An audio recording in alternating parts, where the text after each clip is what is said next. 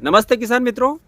मध्य प्रदेश के माननीय मुख्यमंत्री महोदय ने गेहूं की नरवाई जलाने के ऊपर सख्त प्रतिबंध लगा रखा है कि जो किसान भाई गेहूं की नरवाई को जलाएगा, यानी कि गेहूं के जो अवशेष बचते हैं, ये जो आपको सामने दिख रहे हैं, इसके अंदर जो किसान आग लगाएगा उसको जो है जुर्माना भरना पड़ेगा, उसके ऊपर सख्त कार्रवाई की जाएगी, उसकी जो सरकारी सुविधाएँ सारी बंद कर दी जाएगी और जो किसान भाई जुर्माना नहीं भरेगा उसको जो है 6 महीने से लगाकर 2 साल तक की जो है सज़ा भी हो सकती है।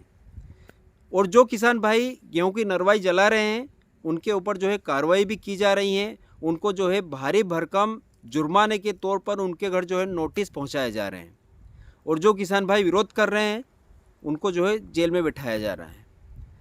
तो इस वीडियो के माध्यम से माननीय महोदय को मेरा कुछ संदेश है, कुछ कहना चाहता हूं।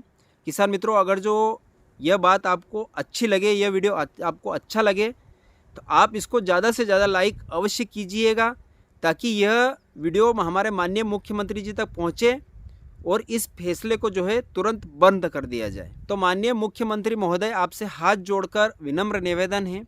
आपका कहना है कि ये जो नरवाई है इसको जलाने से जो है वायुमंडल प्रदूषित हो रहा है, यानी कि हवा जहरीली हो रही है।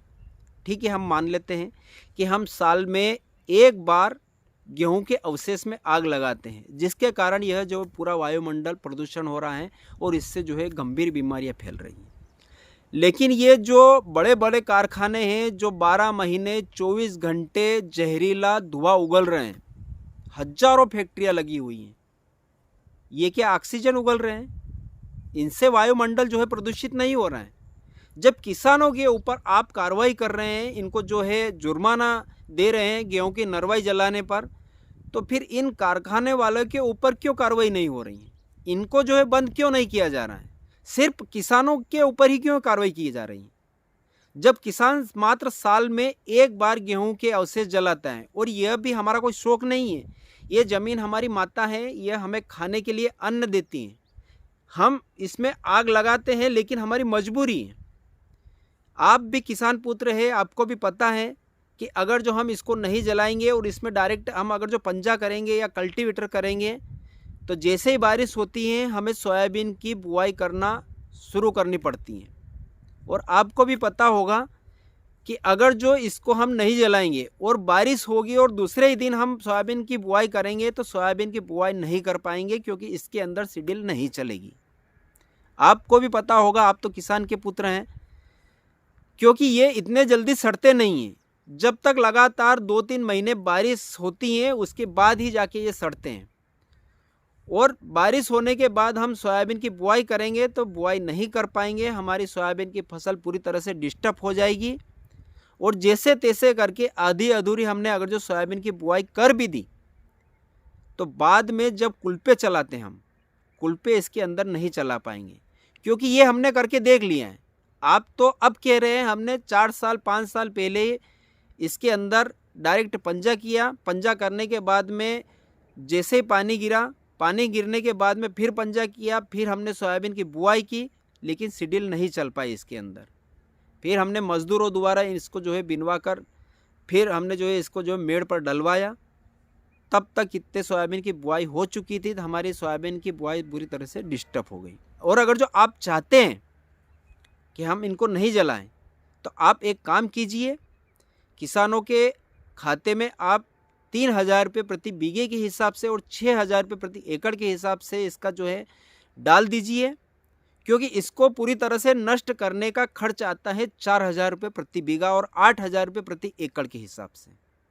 क्योंकि इसमें सबसे पहले हमें रोटावेटर करना पड़ेगा, जिसका खर्च आता है 1,500 से 2,000 रुपये प्रति बीघे का, और इसके बाद में हमें इसमें प्लव करना पड़ेगा, जिसका खर्च आता है 2,000 रुपये प्रति बीघा और 4,000 रुपये प्रति एकड़, यानी कि कुल मिला के 8,000 रुपये प्रति एकड़ का खर्च इसमें आ रहा है। तब कहीं जाके यह ज़मीन के अंदर जाएगा और इतना पैसा किसानों को गेहूं की फसल से नहीं बच रहा है, क्योंकि गेहूं के भाव तो आसमान पर है, यानी कि 1,800 से लगाकर 2,200 रुपये प्रति कुंटल गेहूं बिक रहा है मंडियों में। तो अब आप सोच लीजिए कि एक बीघे से 20 से 22 हज़ार रुपये किसानों को मिल रहा है, गेहूं का उत्पादन करने में गेहूं का खर्च आ रहा है 10,000 रुपये प्रति बीघा, और 4,000 रुपये प्रति बीघे के हिसाब से हम इसमें खर्च कर देंगे तो हमारे हाथ में 4 से 5,000 रुपये बचेंगे।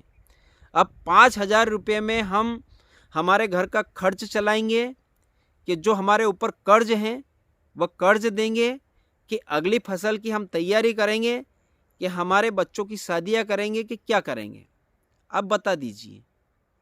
तो ये हमारी मजबूरी है महोदय कि हमें इसको जलाना पड़ेगा। आप चाहे हमारे ऊपर कार्रवाई कीजिए, हमें जेल में डालिए या जुर्माना दीजिए, क्योंकि जुर्माना तो हम भर नहीं पाएंगे, हमें आप चाहे तो जेल में डाल दीजिए।